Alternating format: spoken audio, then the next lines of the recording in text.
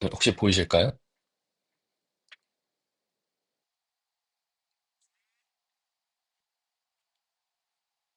혹시 한 분만 그 이게 발, 지금 화면이 보이시는지 한 그, 번만 봐주시면 되겠습니다. 그, 발표하는 발표자 뷰가 화면이 나오나요? 아니라, 네네네. 지금은 보이시나요? 네, 보입니다. 아, 네. 제가 지금 회사에서 스크린 연결해가지고 딴 데를 보면서 해야겠군요. 네, 네, 제가 오늘 발표하려고 하는 논문은 Learning a Depth Covariance Function이라는 논문입니다.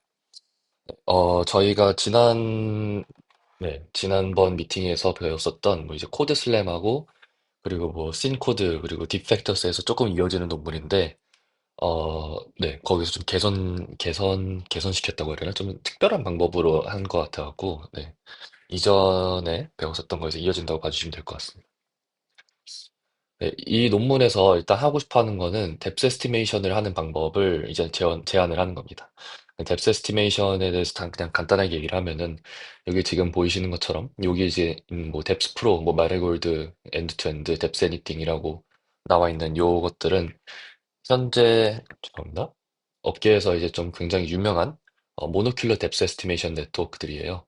그래서 RGB 이미지가 들어오면은 그러면은 실제로 얼마나 떨어져 있나에 대한 뎁스를 재는 게 픽셀당 뎁스를 재는 게 이 네트워크들의 목적인데 뭐 요즘이야 뭐 이제 매트릭 뎁스 에스티메이션이라고 해서 실제 뎁스가 센티미터 단위로 얼마나 정확한지 이렇게 보게 됩니다. 근데 네, 이번 논문에서는 센티미터 단위로 하는 거는 아니고요. 단순히 예전에 있었던 그냥 어떤 게 가깝고 어떤 게 멀다. 근데 그 스케일만큼은 컨시스턴트하게 가야 된다라는 네, 그 기준으로 하는 데스 에스티메이션이라고 보시면 될 것 같습니다. 자료는 영어로 적혀 있는데 제가 최대한 그냥 한글로 읽어드리려고 합니다. 네, 그래서 뎁스 에스티메이션 하는데 방법이 굉장히 여러 개가 있습니다. 뭐 예를 들어서 슬램이나 아니면은 그런 것들 뭐 스트럭처 프롬 모션을 돌려가지고 3D 리컨스트럭션을 만든 다음에 거기서 이제 뎁스를 추출하는 방법이 있고요. 그게 뭐 요즘에 뭐 너프나 3D 가우시안 스플리팅에서 많이 사용하는 방법이기도 하고 아니면은 뭐 카메라를 여러 대를 가지고 와가지고 하는 방법이라던가 베니싱 포인트를 이용하는 방법이라든가 여러 가지가 있습니다. 가장 핫한 방법 중에 하나는 이제 러닝 베이스 뎁스 에스티메이션이라고 해서 단순히 RGB 이미지에서 뎁스 이미지로 가는 이 릴레이션십을 네, 학습하는 거라고 볼 수가 있겠는데요. 애초에 이 방법에는 좀 문제가 하나가 있습니다. 이걸 저희가 이제 일포스트 프로블럼이라고 하는데 3D가 이렇게 있고 정해진 위치에 3D가 있고 그거를 2D 이미지에다 투영을 하는 거는 1대1로 이렇게 맞출 수 있지만 이미지에서부터 3D 공간을 추론하기 위해서는 하나의 이제 이미지로부터 굉장히 많은 다양성을 가지게 될 수 있습니다. 여기서도 될 수 있고, 여기서도 될 수 있고, 여기서도 될 수 있고. 이게 수학적으로 모두 맞게 되는 방법이기 때문에 저희가 실제로 어디에 있는지는 알 수 없어서 이걸 가지고 이제 일포스 프로블럼이라고 얘기를 하는데요. 네. 그래서 저희가 이제 뭐 러닝 베이스 뎁스 에스티메이션을 할 때 혹시나 저희가 뭐 이런 프라이어 같은 것들을 학습을 이제 해서 하는데 그러니까 프라이어라고 하면 이 릴레이션십을 학습을 하는데 너무 이제 특정 데이터셋에 좀 오버피팅이 되거나 아니면 좀 잘못 학습한 이제 오버 컨피던트라고 하는데 오버 컨피던트 프라이어를 가지고 네, 뎁스 에스티메이션을 하면은 뎁스가 굉장히 이상하게 나온다라는 단점이 있습니다. 그래서 이번 논문은 사실 러닝 베이스 뎁스 에스티메이션이 아니라 러닝 베이스 뎁스 코베리언스 펑션입니다. 그래서 네, 그냥 단순히 이미지를 넣었을 때 앱솔루트 뎁스를 학습을 하는 게 아니라 저희가 학습하려고 하는 거는 이제 네, 오타가 있네요. 네, 그냥 에이미가 아니라 애니입니다. 애니. 그래갖고 애니 투 픽셀스 그러니까 어떤 픽셀을 두 개를 딱 저희가 찝으면은 그 픽셀 두 개 사이에 이제 그 가까이 픽셀이 뎁스를 가지고 있을 텐데 그 두 개의 뎁스의 관계를 추정하는 거를 이제 학습을 하겠다라는 겁니다. 그래서 여기서 보이시는 것처럼 여기에 픽셀 하나, 여기에 픽셀 하나 이렇게 찝으면은 여기에 있는 뎁스랑 여기에 있는 뎁스랑 얼마나 차이가 날까라는 거를 학습을 하고 또 다른 곳.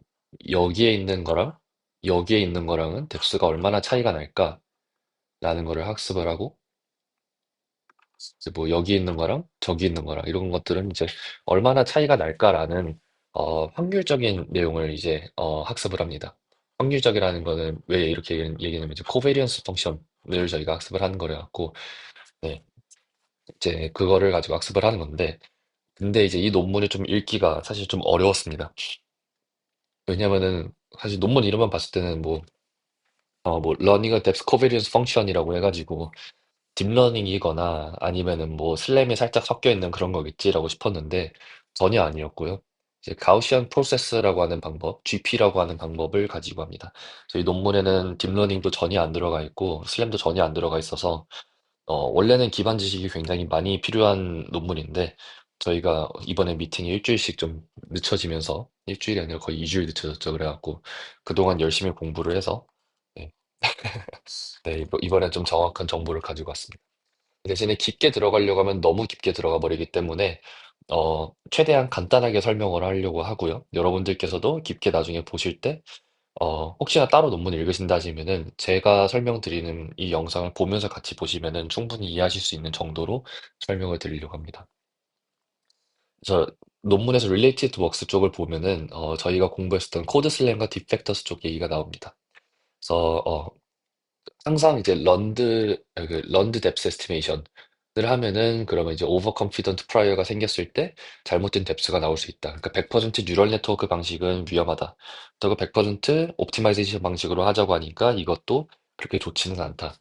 그래서 이제 코드 슬램과 딥팩터스 같은 경우가 런드 프라이어랑 테스트 타임 옵티마이제이션을 같이 섞은 방법을 사용했다라고 얘기를 합니다.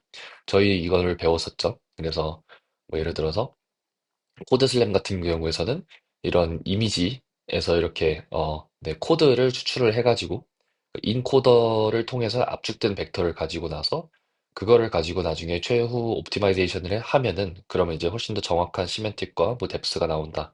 이런 걸 저희 배웠었고요. 그걸 이제 리얼타임 슬램에다가 넣은 경우가 딥팩터스였었죠.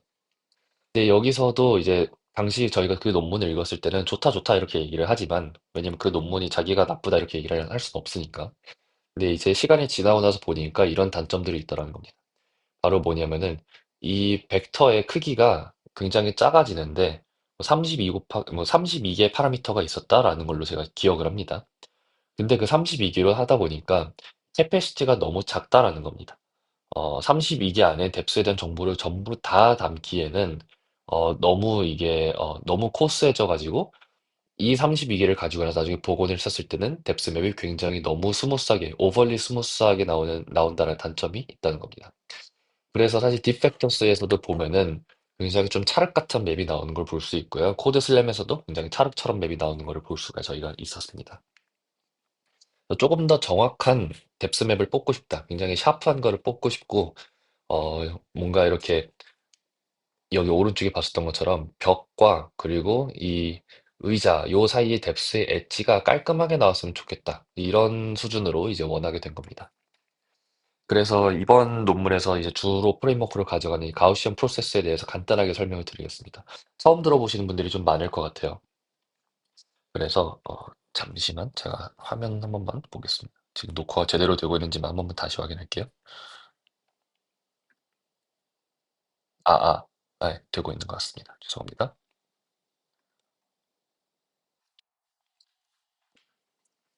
네, 가우시안 프로세스에 대해서 다시 설명을 드리면은, 가우시안 프로세스의 목적은 하나입니다. 저희가 어떤 함수를 추정을 하려고 하는데, 그 함수를, 이제 probabilistic하게, 그러니까 확률적으로 추론을 하려는 겁니다. 그러니까 이거는 어떻게 얘기를 하자면은, 뭐 예를 들어서, 딱 2번 논문에 얘기를 하자면은, 첫 번째 픽셀에서 두 번째 픽셀로의 뎁스 값을 그러니까 첫 번째 픽셀의 뎁스 값을 가지고 저희가 두 번째 픽셀에 있는 뎁스 값을 추정을 하려면은 어떤 함수를 통해서 매핑이 가능할 겁니다. 그래서 1번에 대한 데이터를 넣으면은 2번에 대한 데이터가 나온다라고 하는데 근데 이제 이 함수가 어떤 게 정확한 함수일지 모르기 때문에 저희가 그 함수를 추정을 하려고 하는 거예요. 이 딥러닝에서는 저희가 뭔가 이제 파라미터를 추정을 하려고 하는 거지 함수를 추정하는 게 아닌데 가우시안 프로세스는 함수 자체를 추론을 한다. 어떻게 보면은 좀 메타러닝과 굉장히 비슷하다고 볼 수 있습니다. 딥러닝에서는 함수는 정해져 있고 하이퍼 파라미터만 추정을 하는 건데 메타러닝 같은 경우에서는 이제 딥러닝 네트워크가 어떤 식으로 돼야 되냐, 뭐 컨브넷을 더 붙여야 되냐, NLP를 붙여야 되냐 이런 것들을 이제 얘기를 하는데 가우시안 프로세스가 이 메타러닝과 굉장히 유사한 개념을 가지고 있습니다. 대신에 뉴럴 네트워크는 사용을 하지 않고요. 저희는 그냥 어떤 수식을 알고 싶은데 그 수식이 어떻게 생겼을까에 대한 디스트리뷰션을 얻게 됩니다. 그래서 이제 저희가 확률적인 어프로치다라고 얘기를 하고요. 그래서 보통의 이제 가우시안 프로세스를 한다라고 하면은 그러면은 스테이셔너리 커널이라는 걸 합니다. 스테이셔너리 커널이라는 기법을 사용을 하는데 이거는 뭐냐면은 이 커널이라는 거는 결국에 펑션과 동의어입니다. 그래서 저희는 어떤 고정되어 있는 단 하나의 함수를 찾아서 거기서 하이퍼 파라미터들을 이제 찾고 싶은 건데 이렇게 하면은 사실상 그 뉴럴 네트워크의 하이퍼 파라미터 트레이닝 하는 것과 이제 똑같은 겁니다. 똑같은 건데 여기서 어 단순히 이제 죄송합니다. 제가 좀 살짝 헷갈리게 얘기를 했네요. 그러니까 단 하나의 베스트 펑션을 찾는 건데, 그러니까 단 하나의 최적의 함수를 찾는 건데, 마치 메타러닝과 비교를 하자면은 최적의 뉴럴 네트워크 아키텍처를 하나를 찾는 건데, 동시에 거기에 맞는 하이퍼 파라미터까지 찾는다라는 겁니다. 근데 이 하이퍼 파라미터를 찾을 때 항상 저희가 적당한 걸 찾고 나서 그거를 고정을 해요. 그래서 이 하이퍼 파라미터는 고정이 되어 있고, 고정된 하이퍼 파라미터에서 어떤 모델 아키텍처가, 어떤 함수가 가장 좋은 결과를 내뱉냐라고 해서, 네, 고정된 하이퍼 파라미터에서 네, 가장 정확한 펑션을 찾으려고 계속 돌리는 겁니다. 그래서 이렇게 얘기를 해요. 저희는 글로벌 하이퍼 파라미터를 가지고 있고, 그리고 이 하이퍼 파라미터 고정인 상태에서 1번 픽셀의 뎁스를 2번 픽셀의 뎁스의 GT 값으로 잘 가져가는 펑션이 뭔가를 찾으려고 하는 게 보통의 GP 방법입니다. 가우시안 프로세스 방법입니다. 근데 저희는 이번 논문에서는 이제 논 스테이셔너리 커널이라는 기법을 사용을 합니다. 그래서 이게 뭔지는 조금 이따 정확하게 조금 더 깊게 들어갈게요. 이거는 뭐냐면은 저희가 찾으려고 하는 이 커널, 그러니까 펑션이 단 하나만 있다는 게 아닙니다. 굉장히 여러 개가 생길 수가 있다고 얘기를 하는 건데, 왜 여러 개가 생기냐라고 하면은, 어, 예를 들어서 여기 벽에서 픽셀 하나 뽑고 바로 주변에 있는 똑같은 벽에서 픽셀 하나 뽑으면은 여기는 벽은 평면에서 뽑은 뎁스와 또 옆에 있는 평면에서 뽑은 뎁스니까 거기에서의 코베리언스 펑션을 저희가 만들 수가 있을 거예요. 근데 그 코베리언스 펑션이 과연 하나는 벽에서 뽑고 하나는 바닥에서 뽑은 건데 이 관계가 이어질까라고 했을 때 안 이어질 것 같다는 거죠.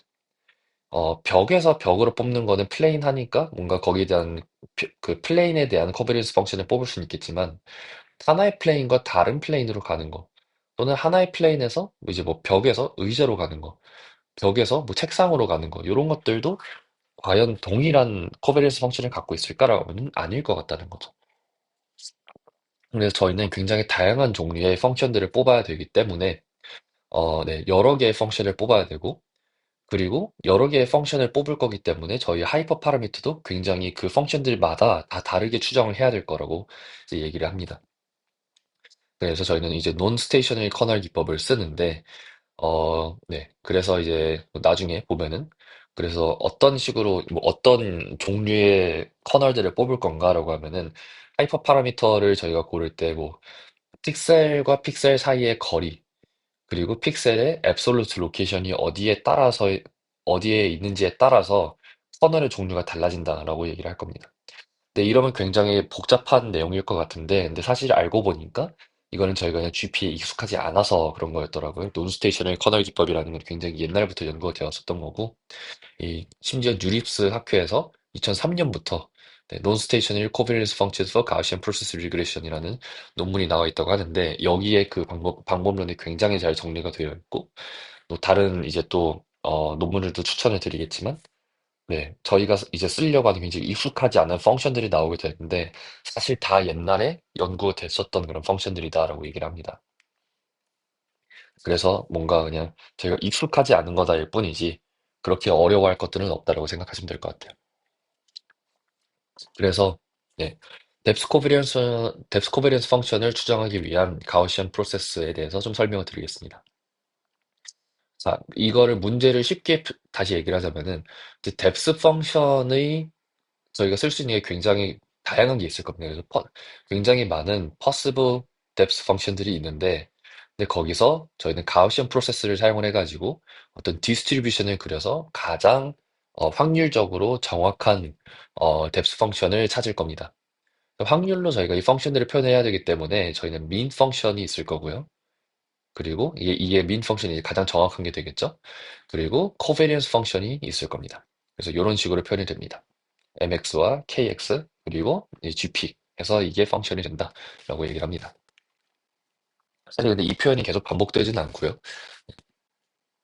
이제 저희가 depth를 그런 표현을 할 때 어떤 representation을 써야 되냐 이게 굉장히 중요하게 되는데 depth를 표현하는 방법은 굉장히 많이 있습니다. 뭐 슬램에서 많이 쓰는 뭐 inverse depth, 스테레오 슬램에서 많이 쓰는 disparity, 아니면 뭐 딥러닝 쪽에서 많이 쓰는 로그 뎁스 이런 것들이 있는데 저희는 이번에는 로그 뎁스 레프레젠테이션을 고릅니다. 왜 그러냐면은 일단은 앱솔루트 뎁스를 저희가 쓴다. 이게 특히나 이제 네, 그냥 디스패리티처럼 앱솔루트 값을 그냥 써버린다고 하면은 에러가 생기기가 굉장히 쉽습니다. 예를 들어서 0.1cm랑 0.1cm랑 0.2cm는 차이가 굉장히 크죠. 그리고 뭐 막 100만 cm랑 그리고 100만 1cm는 차이가 크죠. 아예 뭐랄까요? 네, 뭐 아니다 뭐 1cm랑 2cm의 차이는 1cm지만 100만 1cm랑 100만 2cm의 차이도 1cm거든요. 근데 이거를 뭐 노멀라이제이션이 안 돼 있다 또는 로그 스케일로 되어 있지 않아 있다 이렇게 되면은 굉장히 다른 의미로 해석이 될 수가 있습니다. 이런 것 때문에 에러가 자주 생기게 돼가지고 로그 뎁스를 썼었을 때는 저희가 앱솔루트 값을 전부 다 무시해버리고 렐러티브 뎁스로 이걸 보기 때문에 훨씬 더 정확해진다는 장점이 있고요. 두 번째로는 skewed depth estimation이라고 해가지고 뭔가 이제 depth가 skew가 생겼을 때 그럴 때 이제 쓰기 훨씬 더 좋은 그런 내용이라고 합니다. 그래서 혹시나 네, 이 로그 뎁스 레프레젠테이션이 궁금하신 분들은 여기 소식이 있으니까 보시면 좋을 것 같고요. 여기에 이제 노멀라이제이션 팩터까지 들어가가지고 이제 훨씬 더 정확하게 됩니다. 네, 다음에는 이제 딥러닝 부분이 조금 들어갑니다. 저희가 RGB 이미지가 있을 때, 그 인풋 이미지가죠. RGB 이미지가 있을 때, 이거를 이제 유넷 아키텍처에다가 넣습니다. 유넷이라고 하면은, 오른쪽에 보이는 것처럼 이제 인코더와 디코더를 거쳐서 나오는 거를 이제 저희가 유넷 아키텍처라고 하는데, 저희 뭐 코드 슬램이나 아니면은 뭐 딥팩터스에서 많이 봤던 겁니다. 저희가 여기서 중간 거를 이제 쏙 빼갔을 때, 네, 거기서, 네, 뭐 이제 코드가 된 경우도 있었고, 뭐 옛날 초창기 논문에서는 이제 베리에이션 오토 인코더를 쓴다고 하는데 어떤 것들에서 유넷을 쓰기도 했더라고요. 그래서 어쨌든 중간에서 뽑으면 이게 코드가 됐었는데, 저희 이번 논문에서는 코드를 다루지 않습니다. 끝까지 디코딩을 해가지고, 이제 저희는, 네, 이제 이미지를 얻어내는데 굉장히 좀 특이한 이미지를 얻어냅니다. 이미지의 픽셀 하나하나마다 저희가, 네, 2D 커널 매트릭스를 얻어냅니다. 그러니까 보통은 픽셀에 뭐 RGB 값이 있다던가 인텐시티 값이 있다던가 뎁스 값이 있다던가 이런 거를 생각을 할 테지만 이 픽셀마다 커널 매트릭스를 얻어낸다 라고 하는 겁니다. 그 굉장히 이상한 형태가 되죠. 처음 보는 형태일 겁니다. 그 2D 커널 매트릭스는 이런 식으로 생겼습니다. 그래서 뭐 여기서 채널 뭐 C1, C2, C2, C3가 있다 그러고 결국엔 이런 이렇게 내용을 가지게 되는데 사실 이 내용을 정말 깊게 이해하지는 못했지만 네, 여기서 얘기하는 게 이게 베이스 코비리언스 펑션이라고 얘기를 하고 이걸 이제 2D PSD 매트릭스라고 부르게 됩니다. 그래서 저희는 이 베이스 코비리언스 펑션을 가지고 나서 네, 이걸로 이제 가우시안 프로세스를 진행을 하게 될 건데 이 매트릭스에서 조금만 더 깊게 이해를 하자고 하면은 아니다. 죄송합니다. 이 베이스 코베리언스 펑션을 가지고 나서 이걸 기반으로 저희가 코베리언스 펑션을 정확하게 추론할 수 있게 됩니다. 그걸 어떻게 하냐면은 가우시안 프로세스에서 저희가 마턴 펑션과 이제 바타차리아 커널 두 개를 합성을 한 그런 네, 함수에다가 넣게 되면은 저희가 최종적으로 가우시안 프로세스를 진행을 하게 되는 건데 하나씩 설명을 해보겠습니다. 이제 바차타리아 커널이라고 하면은 어, 이제 저희가 두 개의 픽셀을 이제 저희가 고르게 되죠. 마치 여기서 하나의 픽셀, 다른 픽셀을 골랐었던 것처럼 두 개의 픽셀을 고르게 되는데 이 두 개의 픽셀 사이에 이제 마할라노비스 거리 이제 네, 그 거리를 재게 되는데 완전 마할라노비스 디스턴스는 아니고 마할라노비스랑 비슷한 방식의 네, 디스턴스를 구하게 됩니다. 그래서 그게 equation 4고요. 논문에서. 그걸 이제 저희가 Q 값으로 가지게 됩니다. Q 값을 가지게 되고 이거를 가지고 나서 요 밑에 이제 equation 3 요게 이제 바체터럴 커널인데 요 안에다가 이거를 네, Q 값이 여기 들어가고 이제 RS는 뭔지 이제 설명을 곧 드리겠습니다. 그리고 이 시그마 값들. 시그마가 여기서 저희가 얻었었던 네, 유닛 아키텍처의 아웃풋인데요. 요거를 하게 되면은 그러면 이제 KXI, KXJ가 나타나게 된다고 합니다. 근데 이 K가 뭐냐? K는 저희가 여기에서 추정하고 싶었던 코베리언스 펑션이라는 겁니다.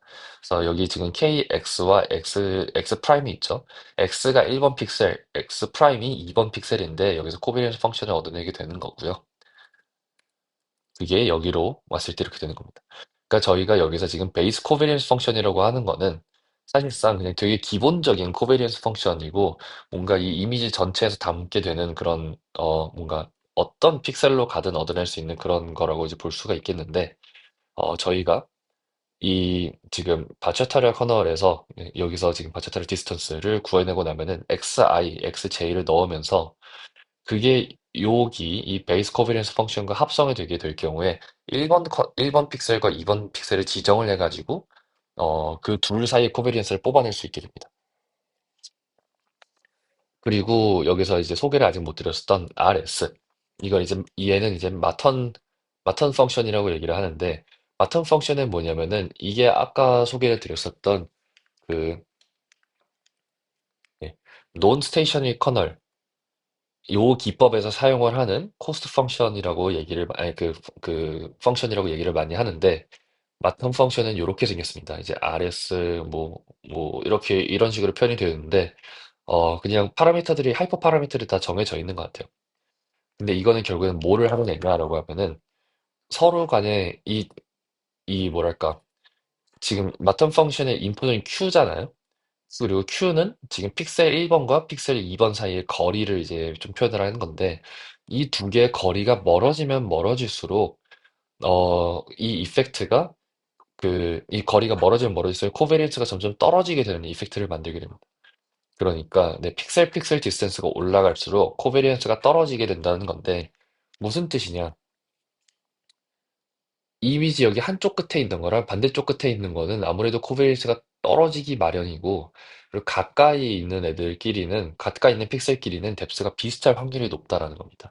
그러니까 어떻게 보면은 뎁스에 대한 로컬리티를 유지하기 위한 그런 내용이라고 보시면 될 것 같습니다. 그래서 이 지금 바체타를 커널 플러스 마턴 펑션 두 개를 섞으면은 첫 번째로 얻게 되는 걸 로컬리티를 저희가 얻게 되고요. 두 번째로 논 스테이셔너리티를 이제 유지를 할 수 있게 됩니다. 굉장히 익숙하지 않은 내용일 수도 있어요. 그래서 저희가 이렇게 네, 코비리언스 펑션을 얻게 됐다. 결국엔 KXI, KXJ를 얻었다. 라고 하면은 이거를 가지고 모델 옵티마이제이션을 하게 되면은 그러면 이제 민 값과 코비리언스 값, 최종 값들을 얻을 수 있게 됩니다. 그래서 보통은 이제 GP에서는 이거를 어떻게 하냐라고 하면은 네거티브 로그 마지널 라이클리후드 NLML이라고 하는 기법인데 수식이 이미 굉장히 자명하게 있는 것 같습니다. 그래서 여기 이 수식을 보면은 세 개의 텀이 있어요. 첫 번째 텀, 그리고 두 번째 텀, 그리고 세 번째 텀이 있는데 각각 하나씩 보자면은 첫 번째가 이제 데이터 핏 텀이고요. 그래갖고 요거는 사실 별 내용 자체가 없습니다. 그냥 데이터에다가 모델을 핏한다라는 그냥 내용이고요. 이제 두 번째로 얘기하고 싶은 컴플렉시티 페널티 텀인데 이 가장 마지막 텀입니다. 네, 이거는 이제 너무 뭐랄까 너무 복잡한 관계 때문에 어 이제 그러니까 어떻게 보면 아웃라이어가 생겼을 때에 생기는 그런 뭐라고 해야 될까? 너무 복잡한 코베리언스를 주거나 아니면 특정 데이터에 너무 오버피팅 해버릴 것 같을 때 그럴 때 또는 이제 너무 이상하게 딴 거는 다 이제 다른 데이터들은 다 오케이를 하고 있는데 혼자서만 막 라지 베리언스나 하이 엔트로피를 주는 애들이 생긴다고 할 때 걔네들을 이제 페널티를 줘가지고 이펙트를 줄이게 하는 것들을 의미합니다. 보통은 그게 어디서 생기냐라고 하면은 이렇게 서로 벽과 벽에서 뽑은 것들은 굉장히 좋은데 벽에서 갑자기 이렇게 의자로 넘어가는 요런 엣지 상황에서는 이게 굉장히 높은 하이 베리언스나 이제 네. 아니면 하이 엔트로피를 줄 가능성이 있는데 거기에 것들을 좀 피널라이즈를 해가지고 이펙트를 낮춰줘서 모델이 그쪽으로 쏠리게 되는 거를 방지를 해주는 이펙트를 가지게 됩니다. 그리고 마지막에 콘스턴트 텀 이게 들어가는데 요거는 노멀라이제이션 콘스턴트라고 하는데 솔직히 뭘 노멀라이즈 한다는지 100% 이해를 하지는 못했습니다. 아마 그냥 값이 네거티브로 가는 거를 이제 좀 막아준다라는 느낌이라고 이해를 하고 있습니다. 네, 근데 여기서 문제가 하나가 생깁니다. GP를 할 때 여기 요 텀, 데이터 핏 텀에서 중간에 보면 KFF 플러스 시그마 제곱 i의 인버스를 구하는 작업이 들어갑니다. 근데 문제는 이거를 구하는 작업이 컴퓨테이셔널리 하게 했을 때 굉장히 연산량이 많이 들어간다는 단점이 있습니다. 네, 5의 n 3승이 되기 때문에 뭐 데이터가 많으면 많을수록 이, 네, 이 작업이 굉장히 오래 걸리게 되는데 그래서 리얼타임으로 일단 절대 못 돈다라고 보시면 될 것 같고 심지어 너무너무너무 오래 걸려버리는 막 이미지 한 장에서 뎁스 처리하는데 막 하루 이틀 걸려버릴 수도 있는 그런 상황이 생기게 됩니다. 그래서 저희는 어떤 걸 쓸 거냐면 이제 sparse GP approximations라는 걸 쓸 건데 저희가 지금 생각을 해보면은 데이터가 이미지 안에 있는 픽셀 수만큼이 n이 되겠죠. 그래서 픽셀 수의 n 삼승을 한다 그러면 너무 오래 걸리니까 어떻게 할 거냐? 저희는 데이터를 몇 개만 뽑을 겁니다. 뭐, 뭐 예를 들어서 10개의 픽셀만 뽑는다. 뭐 5개의 픽셀만 뽑는다. 20개의 픽셀만 뽑는다. 이렇게 했을 때 최대한 덴스 코베리 모든 픽셀을 다 썼을 때는 비슷하게 나오게만 하면 된다는 건데 보통은 이제 딥러닝에서는 이런 것도 이제 뉴럴 네트워크로 학습을 하겠지만 GP 쪽에서는 이것도 방법이 좀 자명하게 있는 것 같습니다.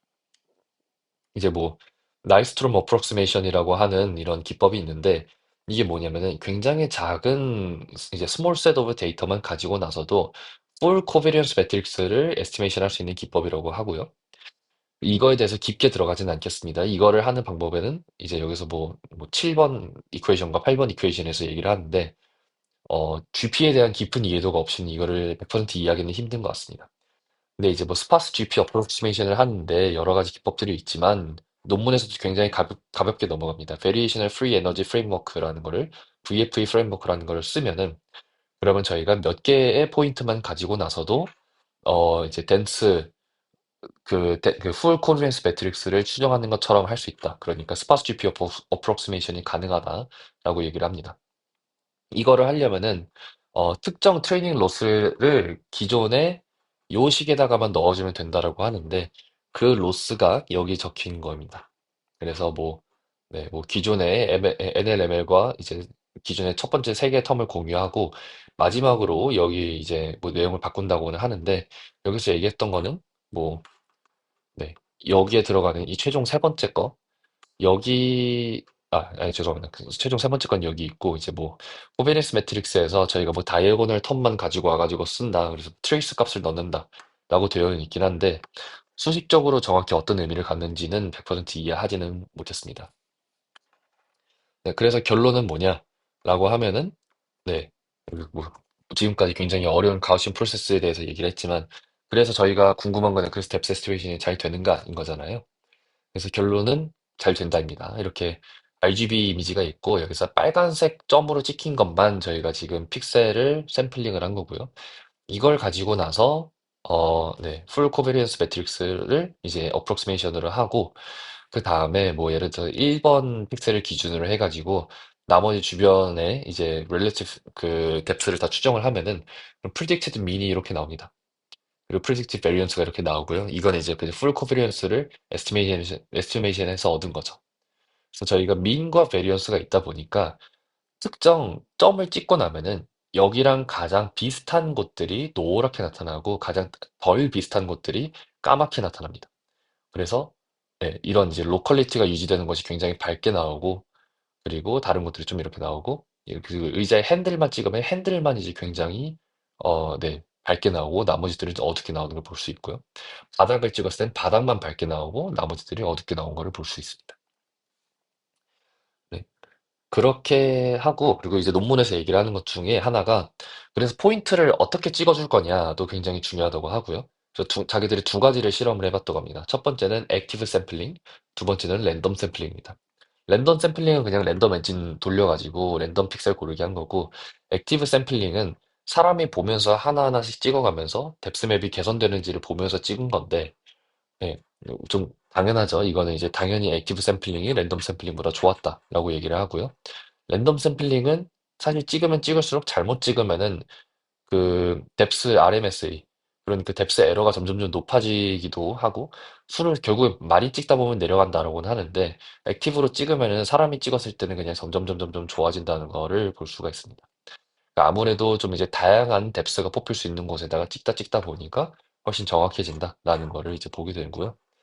그래서 네, 뭐 랜덤으로 찍은 것들은 이런 뎁스물이 나오고, 액티브하게 찍은 거는 이런 뎁스물이 나오는데, 아무래도 그라운드 트루스랑 비교를 했을 때는 요게 훨씬 낫죠. 의자가 훨씬 더 깨끗하게 보이고, 네, 네, 그런 것 같습니다. 네, 그래서 이 논문이 얘기를 하는 게 결국에 이걸 어디다 쓸 수 있냐라고 하면 세 가지 용도로 쓸 수 있다 합니다. 첫 번째는 뎁스 컴플리션이고요. 두 번째는 번들 어제스먼트, 세 번째는 덴스 비주얼 오도메트리인데요. 뎁스 컴플리션의 경우를 봤었을 때는 네, 이제 스파스한 한 점을 몇 개만 찍었는데도 댄스 맵이 나오다 보니까 네, 이거를 이제 뎁스 컴플리션이라고 얘기를 하는 것 같습니다. 그래서 다른 이제 네, 스파스 투 댄스 뎁스 컴플리션 네트워크들과 비교를 했었을 때 아쉽게도 1등은 아닙니다. 대신 이제 컴페어러블 퍼포먼스를 가졌다고 하는데 정말 아쉽게도 아무 부분에서도 1등을 가져가지는 못했어요. 그래가지고 보시면은 뭐 네, 뭐 아큐러시가 뭐 커널넷 또는 뭐 리그넷 이런 애들이 훨씬 더 높습니다. 뭐 아워스는 엄청나게 많이 찍었는데 리그넷은 네, 99.9, 모든 것들이 다 99.8, 99.9 이럴 때 얘도 똑같이 99.9고요. 그리고 뭐 이제 포인트를 굉장히 적게 찍었을 때 그럴 때 리그넷은 뭐 아무것도 안 한다. 저 리그넷이 논문에서 얘기하기로는 소타라고 얘기를 했습니다. 근데 이제 커널넷하고 비교를 해봤을 때 사실 커널넷이 좀 더 좋기도 했다. 그래서 아쉽게도 네, 이 논문이 1등을 하지는 못했습니다. 그리고 뭐 샘플 수를 늘렸을 때 정확도가 굉장히 좋아지긴 하지만 사실 그거는 다른 네트워크들도 똑같았다라고 얘기를 합니다. 근데 여기서 봐야 될 것들은 커널넷, 뭐 리그넷 그리고 다른 네트워크들은 사실 다 뎁스 에스티메이션을 위해서 그 데이터셋을 가지고 학습이 된 애들이에요. 근데 네, 이번, 예, 이 논문은 뎁스 에스티메이션만을 위해서 만든 게 아니기 때문에, 예, 사실 굉장히 범용성을 고려했을 때는 너무 나쁜 결과는 아니다. 그냥, 예, 굉장히 생각했던 것보다 좋은 결과가 나왔다라고 만족한다 이러고 그냥 넘어갑니다. 네, 그래서 영상을 보자면은 이렇게 할 수 있습니다. 액티브 샘플링이 되기 때문에 이미지에서 뭐 포인트를 계속 추가를 해줄 수 있습니다. 포인트를 계속 추가를 해주면 해줄수록 이 오른쪽 밑에 있는 컨디셔널 민, 그러니까 이제 네, 뎁스 네트워크가 점점점 네, 좋아지는 걸 볼 수 있고요. 그리고 한 번 데이터를 찍을 때마다 여기서 네, 가장 연관성이 높은 네, 디비에이션이 이렇게 바뀌게 됩니다. 아, 아닙니다. 죄송합니다. 이거 제가 잘못 이해했습니다. 여기 지금 노란색으로 보이는 것들은 아직 여기가 액티브 샘플링 포인트가 찍히지 않아가지고 높은 베리언스를 가지고 있는 것입니다. 그래서 이쪽에다가 포인트를 찍게 되면은 그러면 낮은 베리언스를 갖게 되면서 훨씬 더 정확해지는 걸 볼 수 있게 됩니다. 그래서 아직 의자에는 포인트가 안 찍혔죠. 그래서 포인트를 찍는 순간에 정확해졌습니다. 여기가. 그래서 베리언스, 그 스탠다드 디비에이션이 많이 내려갔습니다. 스탠다드 디비에이션과 베리언스는 그냥 제곱 관계다 보니까 결국 동일하다 보시면 됩니다. 네, 그래서 최종적으로 굉장히 모든 것들이 네, 정확해졌고 뎁스맵도 정확해진 걸 볼 수가 있습니다. 두 번째 유즈 케이스는 이제 번들 어저스먼트입니다. 그리고 번들 어저스먼트는 저희 멤버분들은 웬만하면 다 아시겠지만 네, 카메라 포즈와 3D 랜드마크를 동시에 최적화하는 기법인데요. 기존에 있었던 더 번들 어저스먼트에다가 이 뎁스 프라이어 팩터를 같이 넣어가지고 뎁스 스케일을 추정을 하면서 네, 네, 랜드마크와 리프로젝션 에러를 한다라고 이렇게 할 수 있고요. 그리고 그걸 가지고 했을 때 요런 형태가 나타나게 됩니다. 프라이어가 전혀 없으면은 이제 공중에서 이제 뭐 잘못된 뎁스가 뜨는 경우도 있는데 프라이어가 있는 경우에는 굉장히 깔끔한 뎁스가 나오는 것을 볼 수가 있습니다. 네, 그리고 세 번째로는 네, 댄스 비주얼 오도메트리인데 네, 여기 보이는 것처럼 네, 이제 카메라 포즈들이 이렇게 이제 베리어블로 있고 팩터로는 여기서 포토메트릭 팩터를 사용했습니다. 왜냐하면은 댄스 비주얼 오도메트리를 하고 싶기 때문에 어, 스파스 피처를 뽑아가지고 하면은 저희가 댄스한 맵을 만들 수가 없어가지고 포토메트릭 에러를 사용을 해서 그 다음에 여러 가지 맵을 만든 것 같고요. 인듀싱 뎁스가 굉장히 많고 뎁스 스케일을 추정을 해서 네, 이걸로 댄스 비주얼 오도메트리를 하게 됩니다. 아, 여기다 제가 넣어놨었거든요. 네, 그렇게 해서 5개의 프레임만 가지고 저희가 댄스 비주얼 오도메트리를 했을 때는 이런 식으로 됩니다. 아무래도 이제 여러 네트워크가 돌아야 되고 그리고 굉장히 많은 포토메트릭 에러를 추정을 해야 되다 보니까 딱 5개의 프레임만 쓴다라고 했는데 네, 네, 여기 지금 보시면 5개의 키프레임만 쓰는 걸 볼 수 있죠. 5개의 키프레임만 가지고 이렇게 네, 네, 스트럭처를 굉장히 잘 추정하는 것도 볼 수가 있고요.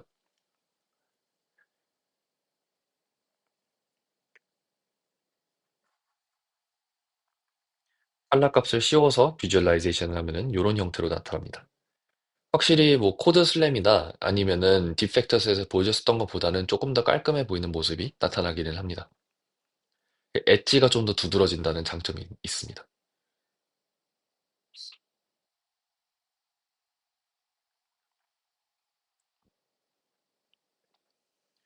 네, 그래서 네, 어플리케이션도 다 보여드린 것 같고요.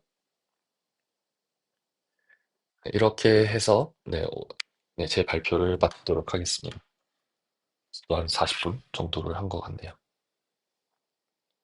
네, 질문 있으시면은 질문해 주시면 좋을 것 같습니다.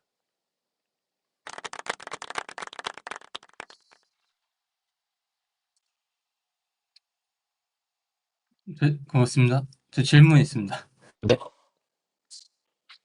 네, 저도 이거 GP라는 건 처음 들어보는데, 그래서 조금 헷갈리는 점이 있거든요. 그러니까, 그, 신경망 같은 경우에는 이제 RGBD, 뭐 이런 앱스 추정을 하는 신경망 훈련시키려면 RGBD 이미지를 받아가지고, 그걸 이제 훈련을 시키고, 그 다음에 실제로 돌릴 때는 그냥 이제 추론만 하게 될 텐데, 이게 GP라는 거는 비슷하게 작동하는 그 RGBD를 이제 인풋으로 받아서 그걸로 알고리즘을 돌려놓고 이제 실제로 다른 도시에 응용할 때는 그냥 추론만 하는 걸까요? 학습을 하는 게 아니라.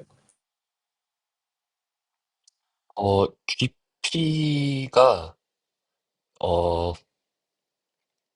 저도 이거를 제가 정확하게 깊게 이해한 건지는 모르겠는데 제가 이해한 거를 좀 설명을 드리자면은 어, 그래서 GP 자체는 조금 추론을 위한 메타러닝이라고 보시면 될 것 같아요. 근데 이게 굉장히 좀 이제 딥러닝 했던 사람들한테는 굉장히 이해하기가 어렵거든요. 왜냐면 메타러닝이라는 거를 딥러닝에서 메타러닝을 한다라고 하면은 그러면은 사실상 모델 아키텍처 서치 같은 걸 메타러닝을 많이 썼거든요. 그래서 추론이 아니라 학습 단계에서 한 거래 가지고 뭐 예를 들어서 뭐 막 이미지 클래시피케이션을 하기 위해서 가장 좋은 가능한 모든 가능성 중에서 가장 좋은 CNN 아키텍처는 뭘까? 아니 뭐 가장 좋은 뉴럴 네트워크 아키텍처는 뭘까? 또 막 저희가 전혀 생각 못했었던 레주넷이나 이런 것도 아닌 전혀 새로운 아키텍처가 나올 수도 있는 거잖아요. 그래서 원래는 메타러닝이 그런 개념으로 쓰였는데 GP는 근데 메타러닝하고 굉장히 비슷하지만 실시간을 하겠다는 목적은 아니에요. 근데 대신에 정해져 있는 그 펑션들이 몇 개가 있는 것 같습니다. 제가 봤을 때 논문에서 한 5개에서 10개 정도의 다양한 펑션들이 있는데 그 중에서 어떤 펑션이 가장 잘 맞을까를 선택을 하게 되는 것 같고요. 근데 그 10개 중에서 선택을 할 때 확률적으로 선택을 하게 되는 것 같아요. 그래서 모든 펑션에다 다 한 번씩 끼워 맞춰 보고 나서 이 펑션이 가장 확률적으로 잘 맞는 것 같다라고 얘기를 하는데 근데 거기서 그냥 펑션만 보는 게 아니라 펑션마다도 사실 하이퍼 파라미터가 있거든요. 그래서 그 하이퍼 파라미터도 동시에 추정을 하게 돼요. 그래서 좀 메타러닝과 비슷한 개념인 것 같습니다. 사실 저희가 이제 딥러닝에서 메타러닝을 할 때도 어떤 뭐 딥러닝 아키텍처, 어쩐 뉴럴 네트워크 아키텍처가 괜찮겠다라고 할 수 있지만 실제 그의 성능을 보려면 거기서 웨이트 투 트레이닝을 해봐야 되는 거잖아요. 엄청나게 많은 가능성들을 보는 거잖아요, 사실은. 근데 GP도 비슷해요. GP도 보면은 여러 가지의 모델들을 고르고 그리고 거기 모델들마다 하이퍼 파라미터도 서치를 해서 최적의 하이퍼 파라미터랑 모델 조합을 골라내는 건데 근데 보통 컨벤셔널 GP는 최종적으로 하나의 모델과 그리고 하나의 파라미터 세트가 나와요. 근데 지금 이번 논문 같은 경우는 다수의 모델과 다수의 그 하이퍼 파라미터 세트가 나옵니다. 대신 얘네가 페어를 지어서 나오게 될 거예요. 그렇게 돼서 이제 결과가 나오는데 그러면 이제 뭐 예를 들어서 벽에서 벽으로의 펑션과 하이퍼 파라미터가 나올 거고 벽에서 의자로의 펑션과 하이퍼 파라미터가 나올 거고 뭐 의자에서 바닥으로의 펑션과 하이퍼 파라미터가 나올 거고 이런 것들이 있을 건데 그거를 전부 다 하나의 펑션으로 통틀어서 지금 학습을 하게 한 것 같아요. 그 아까 얘기했던 바차타르 커널과 마턴 펑션을 합친 그 구조가 그걸 가능하게 하는 거라고 저는 이해를 했습니다. 그래서 결국에는 처음, 인퍼런스를 위한 거예요. 근데 이미지가 들어왔을 때 학습을 최대한 빨리 해서 이걸 찾은 다음에 리얼타임 인퍼런스를 하겠다는 거죠. 사실 학습이 엄청나게 빨라버리면은 그게 실시간에서 돌아간다면은 그것도 인퍼런스라고 볼 수 있지 않을까라고 좀 얘기를 하는 느낌인 것 같습니다. 그러니까 이게 그 뭐 특정 데이터셋으로 훈련을 해놓고 이게 작동하는 게 아니라 그냥 현장에서 받아들이는 이미지에서 계속 그렇게 음, 그 함수들을 찾아내.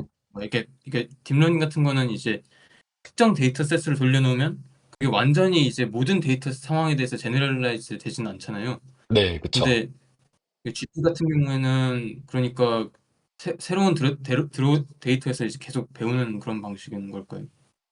어, 제가 이해했었던 부분으로는 프리트레인드 돼야 되는 부분은 확실하게 있어요. 그리고 논문에서 많이 얘기를 안 합니다.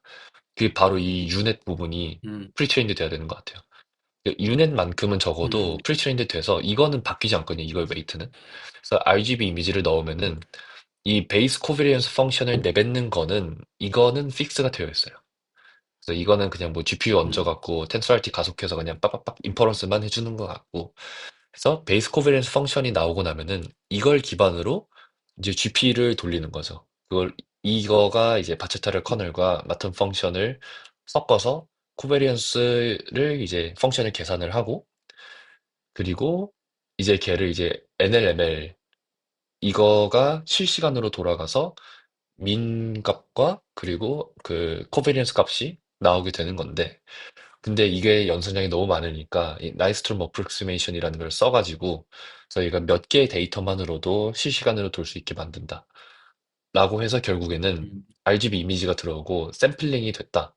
라고 하면은 유넷 통해서 그 베이스 커버리지 펑션 예상 그거를 연산을 하고 그 다음에 그 GP 돌려가지고 프리딕티드 민과 프리딕티드 베리언스가 나오는 게 최대한 실시간에 돌아가게 만드는 거라고 보시면 될 것 같아요. 아, 근데 네. 이 이해가 실시간이 많이 됩니다. 네, 이 네. 실시간이 그 30fps에서 도는 건 절대 아닌 것 같고요. 왜냐하면은 음. 제가 그냥 추론인데 이 속도를 안 적어놨어요, 이분들이. 근데 그걸 제가 그렇게 추론하는 이유는 그게 실시간으로 나왔다라고 하면은 그럼 모든 프레임마다 사실 이거를 쓰면 되는데 지금 키프레임만 하는 걸 보니까 아마 한 200ms, 300ms 걸리니까 이렇게 한 게 아닐까 생각을 듭니다. 생각보다 음. 연산 시간이 오래 걸려서 네, 키프레임에서밖에만 추론을 못해서 이렇게 매핑처럼 쓰는 게 아닌가 생각이 들고요. 보통 비주얼 슬램에서도 5프레임이 아니라 보통 막 한 2, 30프레임씩 막 이렇게 해가지고 한 경우도 많은데 굳이 5프레임만 한 이유는 네, 그걸 하면 더 연산량이 너무 많아져서 그렇지 않았나 싶습니다. 네, 네, 네, 알겠습니다. 그렇습니다. 답변 감사드립니다.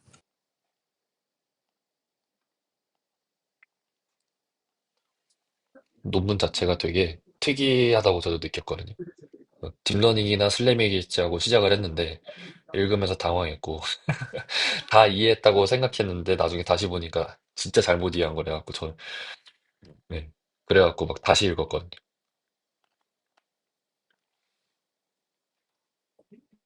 또 그 유닛 부분에서 궁금한 게 있습니다.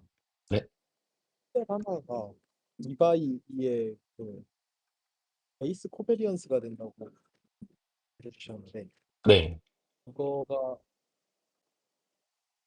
베이스 코베리언스가 그런 픽셀 하나에 어떤 거를 보고 있는 건지 알 수 있을까요? 아니면 그냥 어떻게 학습시켜가지고 4x4가 나오는지 그런 음, 그라운드 트루스가 있을까요?